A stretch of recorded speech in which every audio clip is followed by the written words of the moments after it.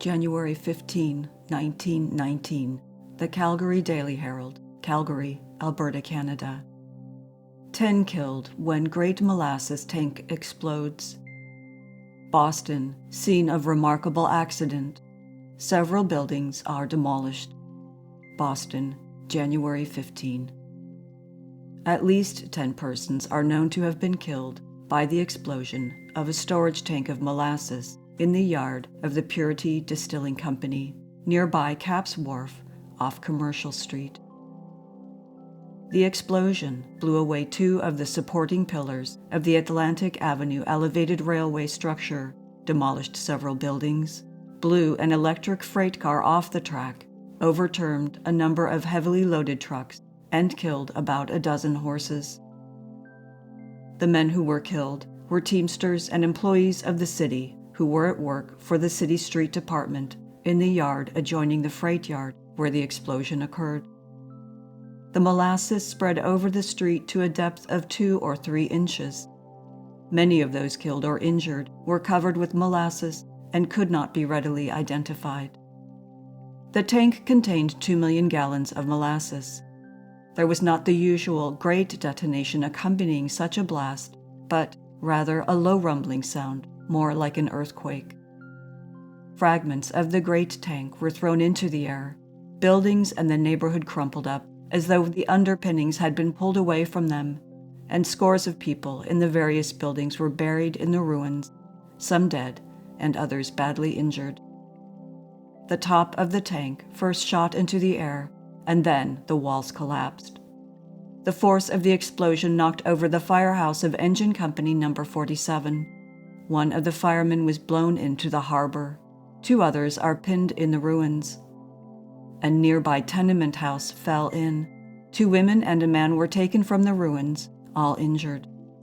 35 persons were removed to hospitals, and many others received medical attention and were sent to their homes. Search in the wrecked buildings revealed the bodies of those who were caught in the crash. The dead were moved to morgues to await identification, and the injured were loaded into ambulances.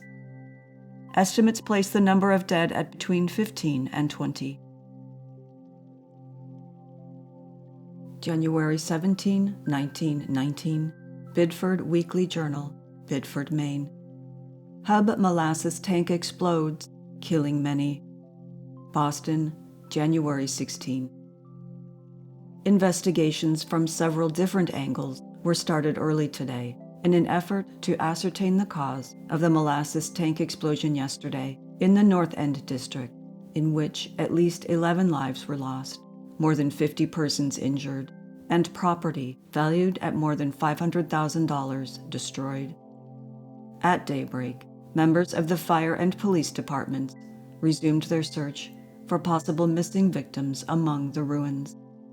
Cellars on the opposite side of Commercial Street, where the greatest effect of the explosion was felt, were probed and pumped out in the belief that there may have been passing pedestrians who were swept over with the flood of molasses and then into the cellars.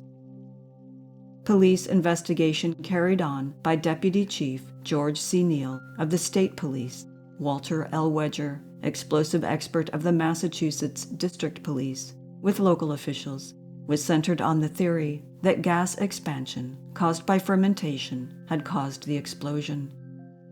Officials of the Purity Distilling Company, a subsidiary company of the United States Industrial Alcohol Company, the owners of the tank and contents, denied the possibility of negligence on the part of some employees in not allowing proper exit for fermentation gases through manholes in the top of the storage tank.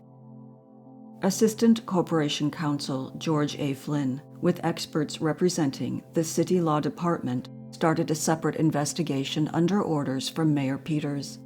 The mayor insisted that, aside from the question of preventing a recurrence of the disaster, the official probe must aim directly at placing the responsibility. During the night and this morning, scores of people visited or communicated with the city relief station in search of relatives.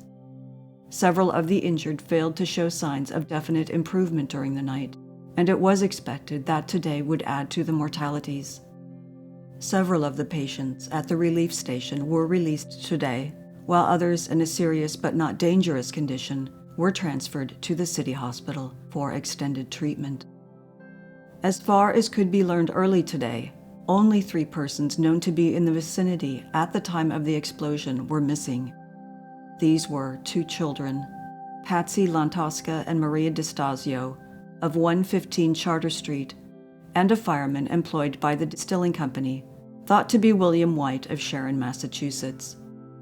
Firemen were prepared today to flush the ruins with hot water, that the work of salvaging and searching might be expedited. Identification of the 11 victims of the disaster was completed today, when the body of the little girl, which was taken from the ruins, was found to be that of Maria Androska, aged 11, who lived nearby on Charter Street. She is supposed to have been playing near the tank when it burst. George A. Flynn of the City Law Department, assigned by Mayor Peters to make an official investigation in his behalf, reported that it was the general belief among investigators that the disaster was due to the collapse of the molasses tank and not to an internal explosion. This theory, he said, had the support of Walter L. Wedger, state explosives expert.